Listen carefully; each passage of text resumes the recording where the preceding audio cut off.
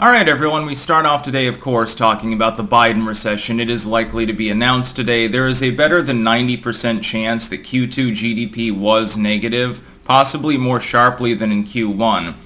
That's why you've seen days so far of the Biden admin, some of their legacy media allies, which literally take economic marching orders from the White House. This was bragged about many months ago by Oliver Darcy of CNN. They're not the only ones. NPR is on board, WAPO clearly, the New York Times and others, to try to spin economic data. So they're trying to muddy the water by saying, well, the standard definition of a recession that 99% of you use, that most banks, economists, investors, etc. go by, which is 2 straight quarters of negative growth, it magically now it doesn't apply anymore. It's sort of like when they changed the inflation numbers in the 1980s to reflect only core inflation as opposed to the more expansive number. Now, by the old metric of the Jimmy Carter administration and before, the United States right now has inflation that is well beyond already what we saw at the peak of the stagflationary cycle in the 70s. They've done the same thing with labor force participation. Of course, if people aren't participating in the labor force, it's no longer counted as a form of unemployment. So you can have people, for economic reasons, that aren't bothering to seek a job because there is no job for them to take. They're not counted as unemployed anymore. The real unemployment rate is higher than it's speculated. The inflation rate is considerably higher. It's roughly double, actually, the listed number, which is already bad. Even if you're used, it's pretty bad when you've got an economy in which the core inflation number is worse than the more outsized inflation number would be historically going back several decades. Now we've got a recession. As of today, you will get that economic news. I can't believe that the Beijing-Biden asterisk administration would be going all out to try to redefine and shift the goalposts on what a recession really is, unless they already had access to the data that you're about to see today, and they realized how bad it was. They realized that this was going to cause an avalanche of bad reporting. They realized that they fucked up, and Bidenomics is a complete failure, and so they're trying to get out ahead of things by assuring their core fans, which are the only ones that they have left. Biden's approval is now in the mid-30s. Don't worry, everything's perfectly fine. Now, if you're in a penthouse, things are fine. If you're on the lowest echelon of society, things sucked before, things still suck now, so you may not notice a change. The problem is 90% of the population is not in one of those polls. 90% of the population is from the working class up through the working rich. Rich being very relative when you're talking about a doctor with 6-figure loan debt or a lawyer who has to bust ass in order to get their pay. Those people, I think, by and large, are going to realize the gig really is up when we talk about Bidenomics. Now they're trying to cause more inflation, by the way, with their Inflation Reduction Act, which won't actually reduce inflation, it will increase it. I'm not even sure why Joe Manchin is bothering to parlay on this one. He's completely flown the coop, I suppose. Today we will probably get that announcement that indeed we are in officially a recession. By the metrics that have been used for decades and decades, understood by the bulk of the population to mark a recession, we will probably be in a recession. Technically speaking, that means you've been in one since January, because that's when the numbers began to go negative. I expect that the Biden administration first will simply deny that it's a recession. This will not work. People will not be receptive to this message. Their poor messaging on inflation also fell flat. You remember they said it didn't exist, then it was transitory, then it was the result of corporations price gouging or shipping at ports and stuff like that. It's partially to blame, but not completely. They don't want to take ownership for multi-trillion dollars of funny money spending. Now they're spending $750 billion more funny money dollars on additional bullshit, including sub-Green New Deal climate change initiatives like giving subsidies to people for buying electric vehicles. I would like to point something out about that, although I will be doing a separate video on the subject. When you are expecting taxpayers with inflation in the lower classes to subsidize electric vehicles for people who are clearly upper middle class or above, because nobody in the solid middle class is going to invest 50 grand in the fucking EV, the coal-powered car. That's really messed up. It's a tax on the poor.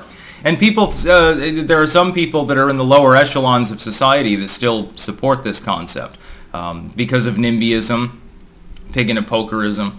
They've been convinced that the government is going to solve the problems that government created. It's not going to happen, but they wish it well. Today probably begins the end of the Biden administration, in the economic sense at least, as having any approval whatsoever among the bulk of the population. Again, the super poor were miserable. They're still miserable. They'll just increase the welfare funny money spending to them and tax the working and middle classes more. The poor, therefore, which vote overwhelmingly Democratic, won't care. That's like 20-25% of the population. And a growing number, which Biden is very happy about. He's making more and more people reliant on the welfare state. The top 10 or at least 5% won't care because, of course, they've got their yachts and their second homes and things like that. They've got a comfy income. And if they have to have one less piece of avocado toast or one less kale smoothie, they're not going to care either. The problem is that the majority of the U.S. population are not at either of those economic dipoles. They're employed, but they're not making bank. So I have a feeling that today is the beginning of the end for the Beijing-Biden administration, assuming that the Q2 numbers come in sharply negative, and I expect them to. They probably would not have preemptively maneuvered themselves into the position that they're maneuvering themselves into unless they already saw the preliminary data. And I mean something beyond what the Atlanta Fed had last month. They already had the preliminary sort of numbers and said, look, it doesn't look good. We're expecting a significant drop in GDP. Biden immediately flipped out and said, oh God, people are going to hammer me if recession is brought up. Quick, we'd better astroturf things, gaslight, and change the definition of what a recession is beyond all possible bounds. Now they're talking about a holistic look at what a recession really means. Much like no economist uses the official definition as simply being 2 quarters of negative growth. It's not an official definition. No economist or bank or other entity uses the more expansive holistic term either. The other problem is that some of the things mentioned under that holistic term bullshit are also sharply negative. For instance, wages. Wages are rising, but they're rising well behind inflation. Labor force participation is not particularly high and actually has begun to drop again. It had been resolving itself for some time. Then you have the Fed raising interest rates, and I speculate that after Biden fails to say there is no recession, the pivot will be, and this will probably happen in the next week or weeks, that it's Putin's fault. And that won't work either, except on mind-numbed lemming Democratic partisans that'll gobble up whatever shit he happens to poop out. When that doesn't work, they'll blame the Fed. Elizabeth Warren has already laid the groundwork for that. You've seen several legacy outlet news reports over the last 24 hours effectively chastising the Fed as well and saying, oh my God, you're raising interest rates too much. There was one, it's actually aggregated on RCP as of this morning. You can go and check it out for yourself. It's like, well, fighting inflation is going to have a problematic impact on the economy. Well, yeah, of course, it's going to slow down the economy. It's going to cause problems.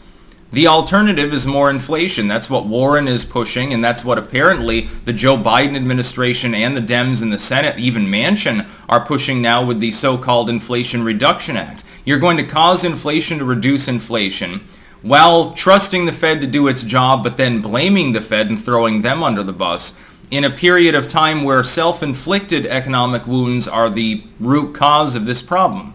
Attacks on the U.S. energy industry, that's number one. The warmongering in Ukraine, number 2. We see Europe is preparing to ration gas. Again, it's entirely self-inflicted. You can think it's for a noble cause. You can think, hey, I'm sacrificing bread for my kids in order for the Ukrainians to get more Stinger missiles. That's fine, but it is fundamentally, in the economic sense, self-inflicted. And then, of course, lockdownerism. Lockdownerism was the big one. I hold Biden culpable in part for that because of his encouragement of that situation. Not recently, but in the past, yes, Biden was a vocal advocate of locking down the US and other economies in the world to try to fight the spread of this disease. And instead you fought the spread of GDP, effectively. So yeah, today is the day. There's been a hell of a lead up to this, and I expect that economic data later. My hope, of course, is that it comes in before I'm live streaming, so that I can make it official on live stream. Yes, indeed, we are in the Biden recession, and break that news as quickly as it comes in. Not sure about the timing of that particular economic data. That's about all. Peace out.